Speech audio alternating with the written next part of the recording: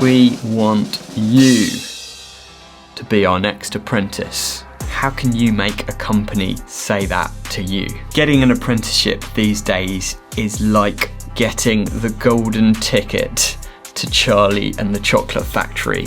It is so hard to find an apprenticeship these days between not being enough college spaces and employers not having enough spaces. It can be a real challenge. So in today's video, I'm going to tell you the things that I would look for in a future apprentice. Now, we're not looking for any apprentices at the moment, but as the business grows, we may do in the future.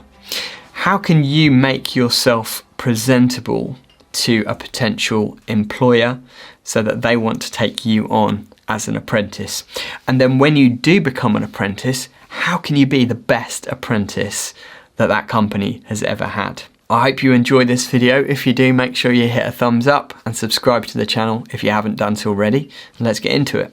Now, as I mentioned, it's kind of like winning the lottery getting an apprenticeship at the moment because they are so hard to get hold of. But there are certain things that you can do to make yourself stand out from the competition. We get CVs sent to us every single day almost from potential apprentices, people who are looking for an apprenticeship. Most of those get filed under B for bin because there's nothing in them that makes us know anything about the person behind the CV. And that's what we're looking for. See, we're not looking for a list of things that you have done or haven't done or can do or want to do. We're looking for a person who wants to learn and wants to become the best. So how can you make that come across to a potential future employer? What you've got to think is, how can I capture the attention of the person who I'm sending this CV to? Do something a little bit different to make yourself stand out. Get someone to spell check your CV. There's nothing worse for me than receiving a CV which has just been hashed together. It looks a mess, it's full of spelling mistakes. It doesn't give a good first impression. But if I was looking to hire an apprentice, I'd be looking for something more than just a CV. When you approach a potential employer, don't just send a CV. Film a short video of yourself. Just has to be a minute long. You can film it on your mobile phone, telling the person why they should choose you as their next future apprentice. Be enthusiastic and just tell them a little bit about yourself. It doesn't even need to be about your skills or qualifications. It could just be about you, who you are, what you like to do. If you come across as likable in the video and like a nice kind of person to work with, that's going to give you a lot more points and a lot more chance of getting an apprenticeship. Now let me talk about my personal experience because this might give you a few little pointers as well. So I did my apprenticeship with my dad. So I was quite fortunate because he was an electrician. Ruben, who is currently our apprentice, he was a friend of the family, so I already knew him. So a good way to get an apprenticeship is to, first of all, before you start sending your CV out to loads of companies who you don't know, think about who you do know, who might already be an electrician, or it could be another trade. We're talking about apprenticeships here. It doesn't have to be electrical. It could be plumbing, carpentry, whatever it might be. The principles apply across all these trades. Think about somebody you know who's already in the trade. If they already know, like, and trust you, they're much more likely to give you a chance, an apprenticeship, rather than somebody random who you've never met before. But as I say, if you are approaching companies who you don't know, make sure you stand out from the crowd by making your CV look beautiful and sending a little video of yourself so that they don't just see a piece of paper, but they see the person behind the piece of paper. That can really make you stand out. So, you've caught the attention of a potential employer and they have invited you for an interview. What can you do to make sure you succeed at the interview? Prepare well. You don't know what questions they might ask you, but think ahead in your mind as to what questions they might ask you. What are the kind of things that you would ask if you were looking for a future apprentice? Make sure you dress smartly. You don't have to be in a suit and tie, but neatly, make sure your hair looks smart, you're clean shaven, make sure you look the part.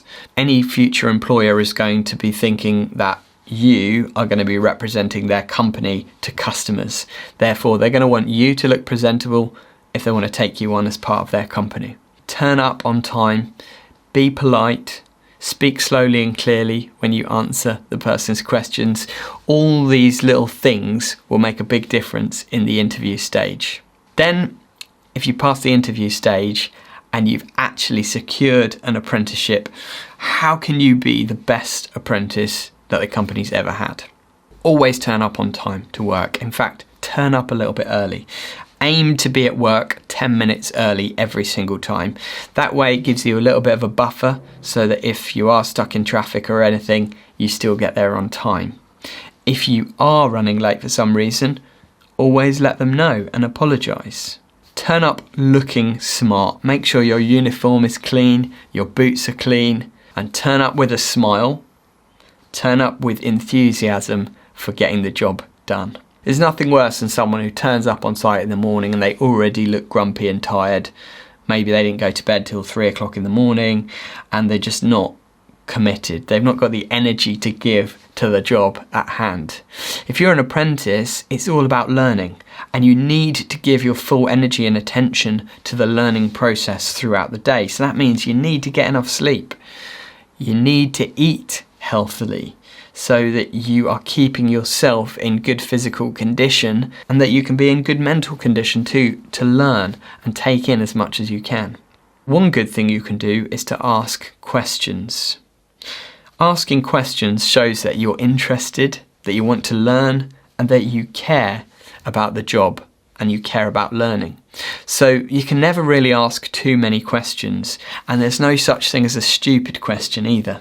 Another thing that you can do is take initiative. Think ahead as to what tools the electrician might need next. Take the initiative to get those tools so that when they need them, you've already got them there ready to hand to help them out. Even if there is absolutely nothing that you can do to help, be observant.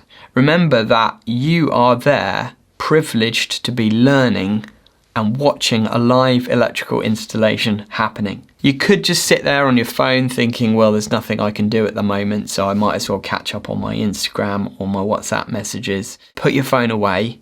In fact, switch your phone off. Being on your phone all the time is probably the worst thing you can ever do and the quickest way to lose your job as an apprentice. My final tip for doing great as an apprentice is don't just learn while you're at work, learn when you're at home too. Why not spend time watching YouTube videos about electrical work? You can learn more while you're watching at home than you would if you were just watching Netflix. You can watch our YouTube videos or all of the other YouTube electricians that are out there and learn so much, which will fast track your learning too. So I hope you've enjoyed this video today. Hopefully it's been beneficial or valuable to you in some way. If it has, it really helps if you hit the thumbs up button and subscribe to the channel for more future video content. But either way, thanks for watching guys, and see you in the next one. Have a great day.